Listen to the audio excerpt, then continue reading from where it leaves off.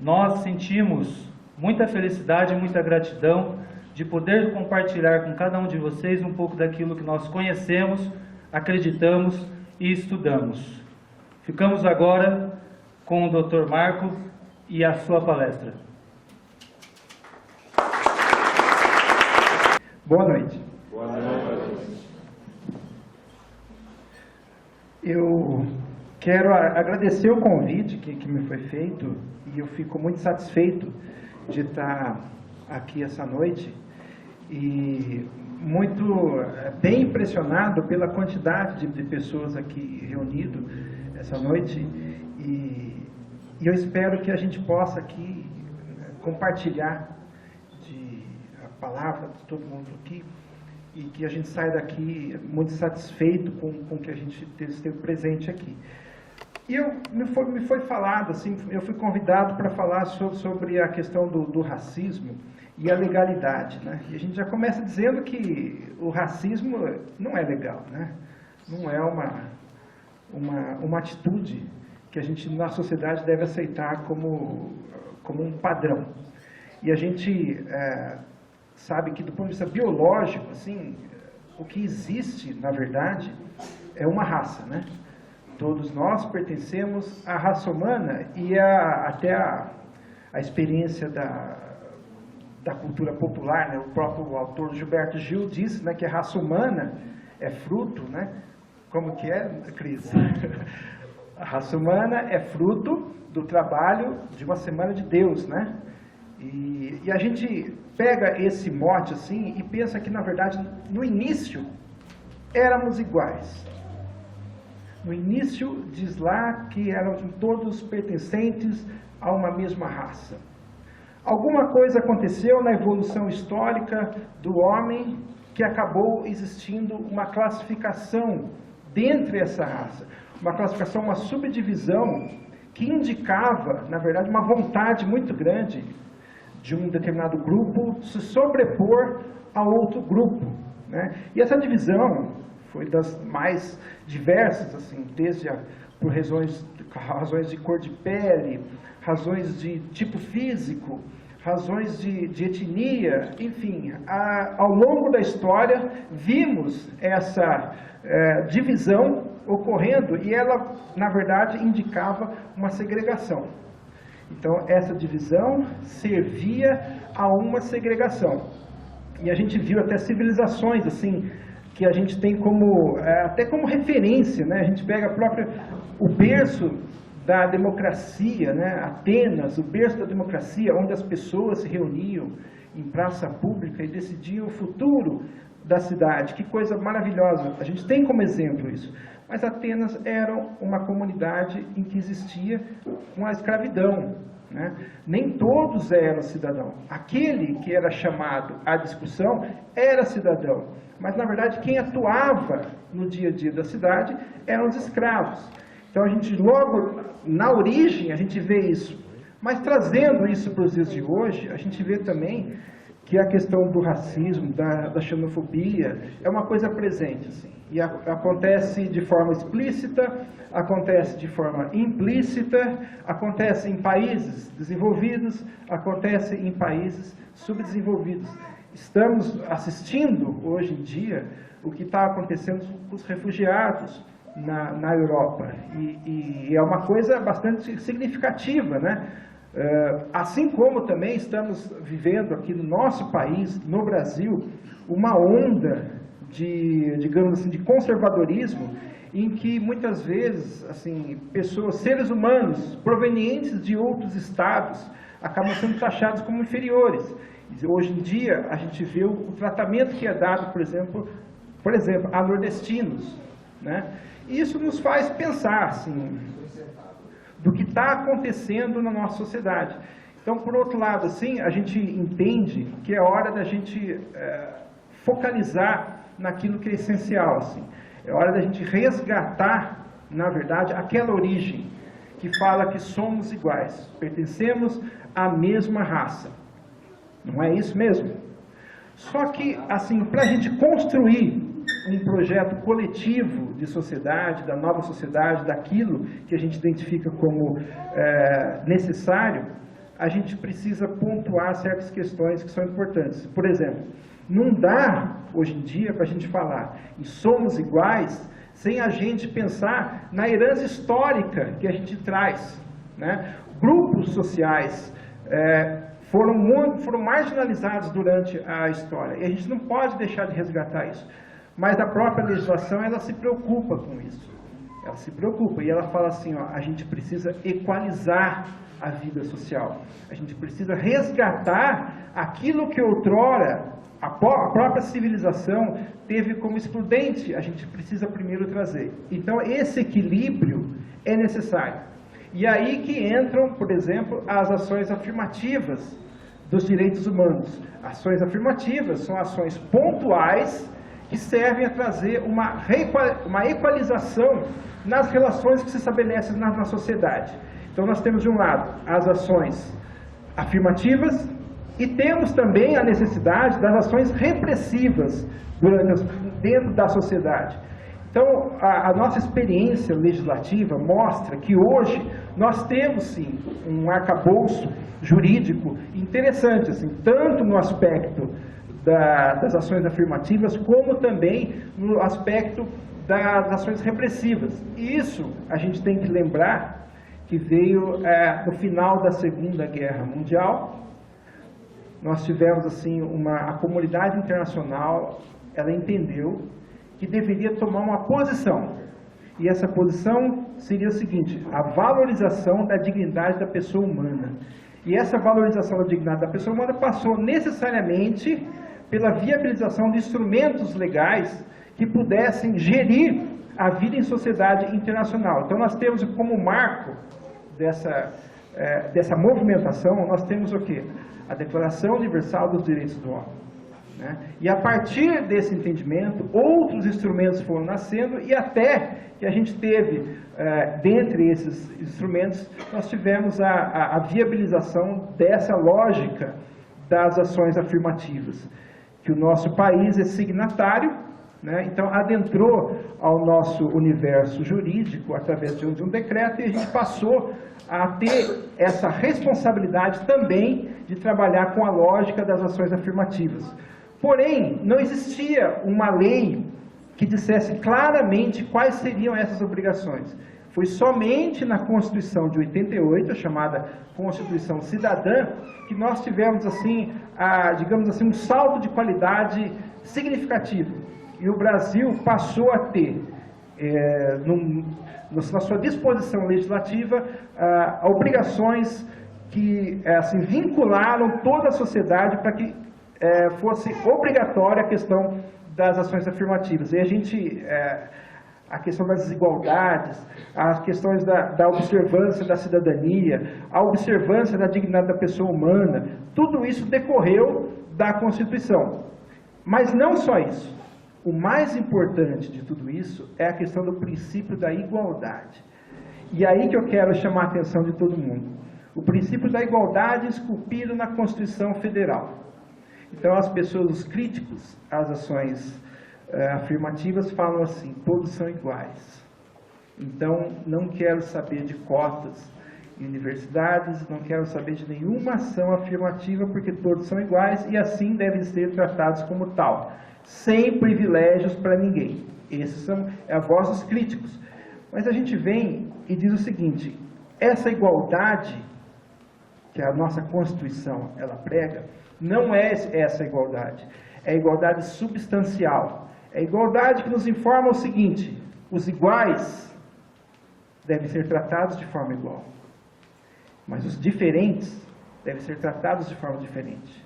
E a partir disso, a sociedade entende muito bem as ações afirmativas em outros níveis. E eu vou citar algumas ações afirmativas que não há conflito nenhum. Por exemplo, nas relações de trabalho.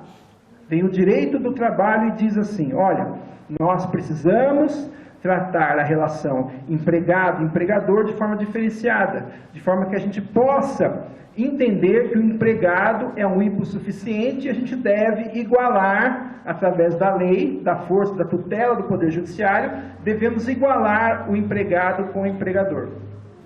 Ok? Aí as pessoas entendem como tal. Também na seara do direito do consumidor, vem a lei e diz assim, olha, nós precisamos igualar a força que tem o fornecedor de obra e serviço para também com relação ao consumidor. Então vem a tutela do Estado, juiz, e iguala a relação entre o consumidor e o fornecedor. Também todo mundo entende.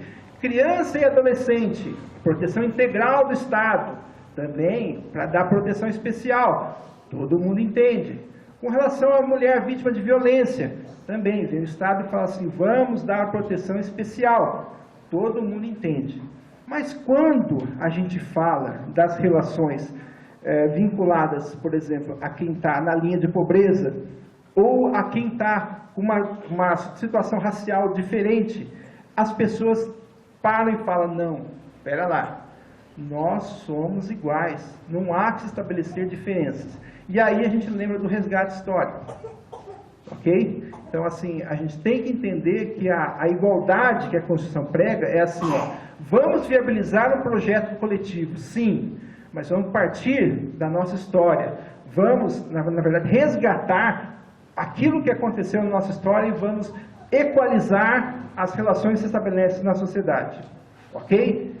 A partir disso, da Constituição, hoje nós temos, por exemplo, um instrumento maravilhoso que é o Estatuto da Igualdade Racial, de 2010, e ainda é uma esperança que seja assim, que contribua para amenizar a situação vivenciada na nossa sociedade.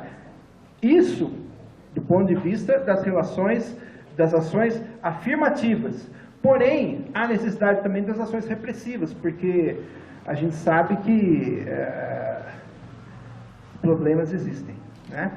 E nós temos, assim, na nossa legislação também, medidas repressivas que são interessantes, assim. Nós temos, desde lá que a Constituição de 88 disse que o racismo é crime, inclusive imprescritível, e depois veio a própria legislação federal e regulamentou essa situação, como nós temos também o Código Penal, dizendo que existe a injúria também por questão de raça, né? E aí eu quero só pontuar que às vezes a gente tem uma confusão, assim. Opa. O que é o racismo e o que é a injúria racial? Alguém sabe a diferença? Sem contar os doutores aí. O que a gente vê que comumente, assim, todas as restrições de direito vinculadas à raça, popularmente a gente chama de racismo. Não é isso? Uma pessoa escreveu, hoje em dia está na moda o Facebook, a pessoa escreveu no Facebook alguma coisa que seja ofensiva a determinada raça ou determinado cidadão por origem assim ou assado. A gente entende aquilo como racismo. É comum a gente entender aquilo como racismo, mas na verdade não é. Especificamente a ofensa moral, a ofensa através da escrita, palavras, gestos, ela na verdade ela é uma injúria, sim, por questão racial. Então a gente tem que tomar cuidado porque a injúria, muito embora seja um crime, há a possibilidade de prescrição, assim. Então é preciso tomar cuidado e tem que tomar providência, sim, mas tem que tomar cuidado porque é um crime passivo de prescrição. Ao contrário, o racismo. O racismo, na verdade, é uma preterição, né, de um indivíduo em razão da sua origem racial, né? Alguém tem o direito cerceado em razão da sua condição racial. Então, esse, tecnicamente, é o racismo. Ok? Então, a gente chega à conclusão que, assim, a nossa sociedade, assim, e isso vem de lutas tanto da sociedade civil organizada, como também do próprio aparato internacional que nos, assim, nos impulsionam à luta. A gente tem um conteúdo, assim, legal, bastante significativo. E eu diria o seguinte: por que não é esse arcabouço legal, por que não é, por si só, capaz de mudar a sociedade como tal? Por quê? E aí eu tenho uma reflexão sobre isso e eu quero chamar todo mundo para essa reflexão, assim. No meu entendimento, assim, a questão racial, ela teve um desenvolvimento inacreditável, assim, tanto no nível da academia, né, no conteúdo, no conhecimento produzido na seara acadêmica, como também na sociedade civil organizada. Existem movimentos muito interessantes que trabalham muito com essa questão racial e estão no top. Estão servindo até de referência para a luta no mundo todo. Então existe um conteúdo, um trabalho muito significativo que gerou toda essa legislação que hoje a gente tem com relação ao racismo. Porém, ela se distanciou muito do cidadão comum. Se distanciou demais da população desorganizada. Se distanciou demais do próprio Estado. Então ficou um conteúdo, um conhecimento muito significativo, mas que não chega. Não consegue chegar ao cidadão comum. Então esse é o grande desafio que se coloca, assim. A gente precisa ter meios da gente levar essa informação, esse conteúdo produzido para a população. E mais que isso, temos que formar o aparato estatal. Porque, por exemplo, via de regra, e aqui eu não estou falando de ninguém específico, assim, mas falando de modo geral, a gente vê muitas vezes delegados despreparados, a gente vê Poder Judiciário despreparado, Ministério Público despreparado para receber essa demanda da sociedade. Porque não teve essa formação. E muitas vezes não tem equipamentos públicos para dar esse amparo necessário a essas demandas. Então a gente precisa, primeiro, ter uma revolução estatal. Assim, a gente precisa ter um mínimo de aparato estatal para conseguir dar efetividade a essa legislação que existe no nosso país. Isso é um fato grave. Assim. Se ninguém fizer alguma coisa, a gente não vai sair do estado que a gente está. E o outro ponto fundamental, e aí eu acho que está até mais disponível para a gente, é a gente levar esse conhecimento, levar essa informação de que existem esses mecanismos legais, levar para a população. E a difusão, ela é absolutamente importante com relação a isso. E eu até digo que momentos como esse, assim, são de profunda importância.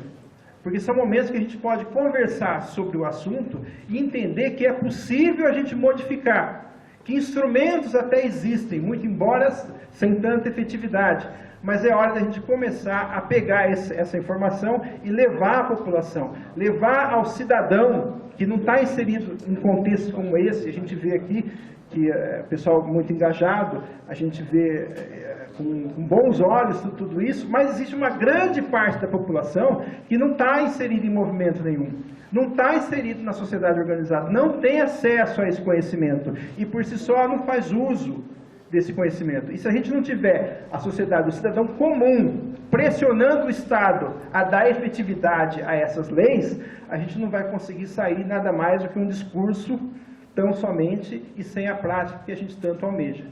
Então, para encerrar, eu digo para vocês uma coisa. Primeiro, eu vejo com muita esperança no futuro. Nós não estamos no início, nós estamos assim em meio a um processo e a vida é luta.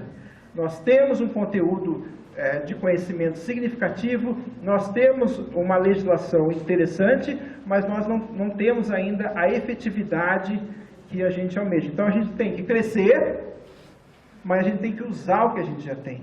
E a gente não está nem usando aquilo que a gente dispõe. Ok? Mas eu quero deixar aqui uma esperança e quero dizer que é possível e que a luta vale a pena e que eu estou muito contente de estar aqui hoje. Muito obrigado.